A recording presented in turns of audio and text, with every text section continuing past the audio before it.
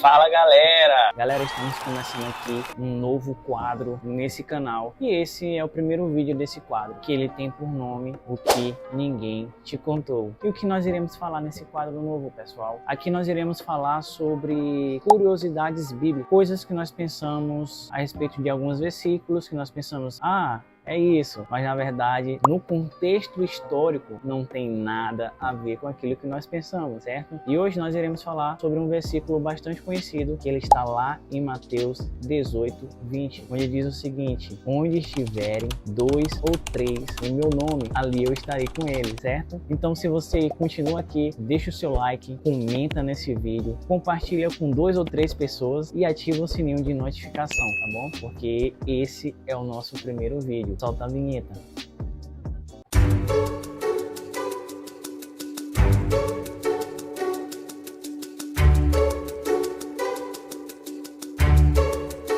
Pessoal, vamos lá. Quem nunca utilizou esse versículo em uma reunião que tinha poucas pessoas? Quem nunca utilizou esse versículo em um culto que foram poucas pessoas e acabaram usando esse versículo em uma oração dizendo: quando 2 ou 3 estiverem aqui, Jesus está no meio de nós. Quem nunca fez isso? Pois é, eu já fiz isso. Eu acredito que você também já fez isso. Mas quando a gente utiliza esse versículo dessa forma, a gente acaba tirando uma lição muito importante que a Bíblia ela nos traz a respeito disso. E é disso que nós iremos falar um pouco, né?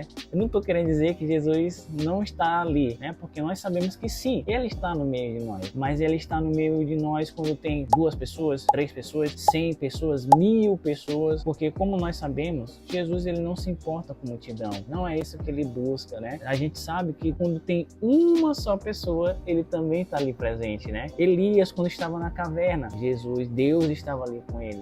A gente vê no Salmo 139 uma coisa muito interessante. A Bíblia, no Salmo 139, do versículo 7 ao 10, ela nos fala o seguinte, e é uma lição muito importante: para onde me ausentarei do teu espírito? Para onde fugirei da tua face? Se subo aos céus, lá está. Se faço a minha cama no mais profundo abismo, lá também. Se tomo as asas da alvorada e me detenho nos confins dos mares, ainda lá me haverá de guiar a tua mão e a tua destra me sustentará. Então, como esse versículo aqui em Salmo está querendo nos falar que até quando eu estiver sozinho, a presença de Deus vai estar lá. Mas então, o que esse texto quer nos dizer? Obviamente, esse texto ele está ligado em um contexto. Para entender esse contexto, a gente precisa ler a partir do versículo 15. Então, vamos lá. O que ele nos fala? O versículo ele diz o seguinte: ora, se teu irmão pecar contra ti, vai e repreenda-o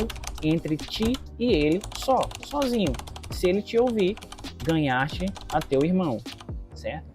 Então, esse texto ele está falando em uma coisa muito importante, que é sobre a disciplina na igreja. A sequência desse texto fala o seguinte: mas se não te ouvir, leva ainda contigo 1 ou 2, para que pela boca de 2 ou 3 testemunhas toda a palavra seja confirmada. E esse que é o ponto importantíssimo a respeito desse versículo, porque o que ele está nos falando aqui é algo que nós aprendemos desde os testamentos mais antigos, né? A gente vê isso em um livro que é bem conhecido, né? Que é Deuteronômio 19:15, que quer nos dizer o quê? Em Deuteronômio 19:15, a Bíblia nos fala: uma só testemunha contra alguém não se levantará por qualquer iniquidade ou por qualquer pecado, seja qual for o pecado que cometeu.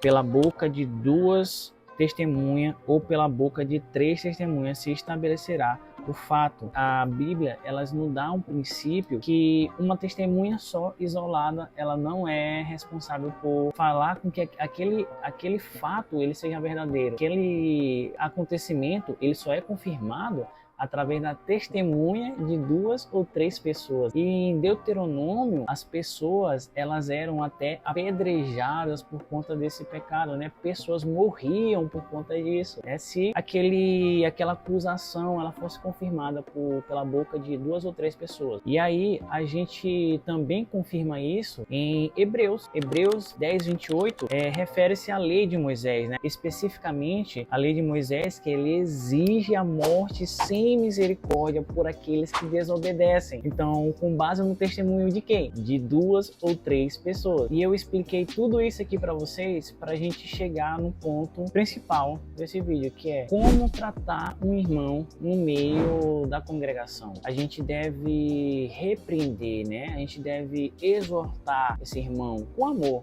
logicamente. Se você estiver lá sozinho, falar com ele, beleza, você ganhou aquele irmão ali. Mas se ele não te ouvir, beleza também, chame 2 ou 3 testemunhas. Pela boca dessas 2 ou 3, a palavra vai ser confirmada e você vai testemunhar diante da congregação. Fomos lá, falamos com ele, ele não quis nos ouvir. Se ele ouvir, maravilha, você salvou uma vida. Trouxe uma pessoa que estava na perspectiva de pecado, na perspectiva de erro, você trouxe ela, né?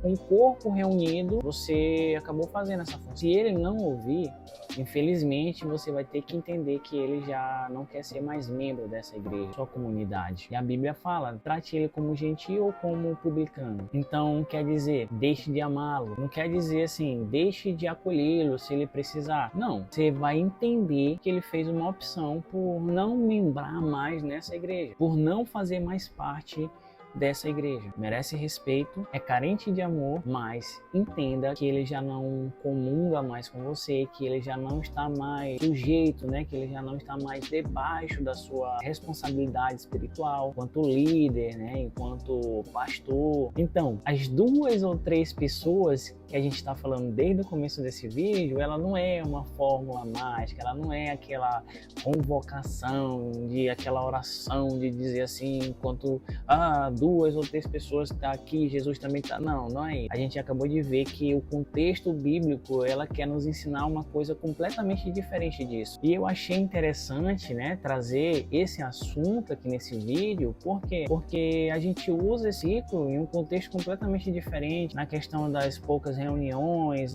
tem poucas pessoas aqui, e quando a gente faz isso, a gente acaba tirando algo que é muito importante, né? Que é esse verdadeiro contexto, né? A questão da exortação, né? A questão de cuidar desse irmão com amor. Então a gente acaba perdendo isso. Quando eu olho assim para esse texto, vejo assim pessoas que amam verdadeiramente aquele irmão, né? Que querem de fato a restauração desse irmão. Quando a gente coloca no contexto mesmo original, tem esse entendimento. A gente acaba perdendo isso e usando de maneira errada. Então, pessoal, era isso que eu queria falar para vocês, né? Não somos nós que atraímos Jesus. Na verdade, somos nós que somos atraídos por Jesus. E não o contrário, né? Não é 2 ou 3 pessoas que vão atrair a presença de Deus, certo? Se você gostou desse vídeo, se você chegou até aqui, deixa o seu like, compartilha com 2 ou 3 pessoas. Ajude esse canal a crescer, a ouvir um pouco mais a palavra de Deus, aprender também, né? Esse é o intuito. Então, eu agradeço, muito obrigado e até a próxima.